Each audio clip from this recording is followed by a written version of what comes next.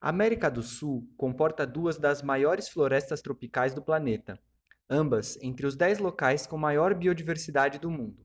Essas florestas são a Amazônia, que hoje compreende uma área de 7 milhões de quilômetros quadrados e que faz parte de 10 países diferentes da América do Sul, e a Mata Atlântica, que se estende da região sudeste até o litoral do Nordeste brasileiro. Desde que foram descritas por naturalistas europeus nos séculos XVI e XVII, essas regiões intrigam cientistas como biólogos e paleontólogos, que tentam explicar por que estas florestas possuem um número tão grande de espécies vegetais e animais. Além desse grande número de espécies, outros padrões também despertam a atenção dos cientistas, como, por exemplo, as muitas semelhanças entre a vida presente na Amazônia e na Mata Atlântica. Por exemplo, várias espécies que são parentes próximas umas das outras, também chamadas de espécies irmãs, com frequência são avistadas separadas, sendo que cada uma das duas irmãs está numa floresta diferente. Além disso, o sul da Mata Atlântica possui espécies mais parecidas com as do sudeste da Amazônia do que com as do norte da própria Mata Atlântica. O norte da Mata Atlântica, por sua vez, é parecido com o noroeste da Amazônia. Esses padrões atraíram a atenção dos cientistas, especialmente pelo fato de hoje em dia as duas florestas estarem completamente separadas pela Diagonal Seca, uma grande savana que corta a América do Sul. Uma explicação razoável para essas semelhanças e diferenças é que no passado existiram grandes áreas de vegetação, que formavam verdadeiros corredores de paisagem que ligavam a região amazônica com a Mata Atlântica, e assim permitiam que os indivíduos das mais diferentes espécies se deslocassem de um lugar para o outro. As evidências de que esses corredores existiram são muitas, mas os cientistas ainda divergem sobre a localização espacial exata e o momento específico no tempo em que eles existiram. Com o acúmulo do conhecimento sobre as distribuições geográficas de insetos, aves e plantas com sementes, foi proposto que existia um corredor ligando o sudeste da Amazônia com o sudoeste da Mata Atlântica. Alguns cientistas também defendem que essa rota não ocorreu uma única vez no tempo, de forma que ela desaparecia e reaparecia ao longo de milhares ou mesmo milhões de anos. Entretanto, as distribuições de animais, como alguns grupos de anfíbios e de marsupiais, levaram os biólogos a propor uma rota alternativa, onde no passado haveria um corredor no Nordeste brasileiro que ligava a Amazônia e a Mata Atlântica. Essa hipótese se subdivide em outras duas, sendo que uma possibilidade é que um corredor foi criado ao longo da região costeira do Brasil. Hoje em dia, os remanescentes desse corredor seriam os chamados brejos de altitude, que ficam dentro da Caatinga. Uma segunda subrota possível teria cruzado o interior da área que hoje chamamos de Caatinga, conforme indicam algumas evidências de pólen e ossadas de mamíferos antigos. Atualmente, os biólogos possuem novas ferramentas para testar essas hipóteses, como, por exemplo, a filogeografia.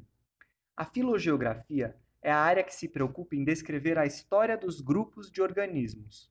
Uma das ferramentas que esse campo do conhecimento emprega são as filogenias moleculares. Elas são, resumidamente, a árvore genealógica das espécies e são construídas a partir das moléculas de DNA de vários organismos dessa espécie. Os cientistas podem usar cálculos e os padrões químicos nas moléculas de DNA para atribuir um momento no tempo em que diferentes grupos de organismos se separaram genealogicamente. A doutora Cristina Miak, professora de genética da Universidade de São Paulo, pode nos ajudar com esse tema.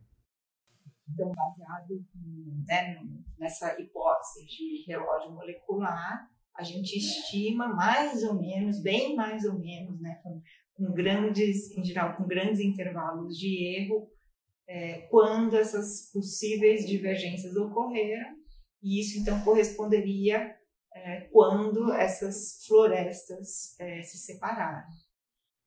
A partir desses momentos de separação, é possível descrever com que idade poderia ou não existir alguma conexão entre a Amazônia e a Mata Atlântica. A filogeografia traz como um a mais, né, nesse campo de biogeografia, a história evolutiva em si. Então, uma vez que a gente conhece as relações filogenéticas entre esses taxons que eu esteja estudando, a gente inclui esse componente. Então, aí sim a gente tem, entre aspas, uma segurança maior de apontar essas relações entre os taxons e as relações entre as distribuições geográficas desses taxons. Então, com isso, você, digamos que tem uma segurança maior para identificar esses padrões de possível conexão no passado entre taxons que hoje estão nessas duas formações florestais. Apesar de já sabermos tanto, ainda estamos longe de entender completamente esse passado dinâmico das florestas de nosso continente.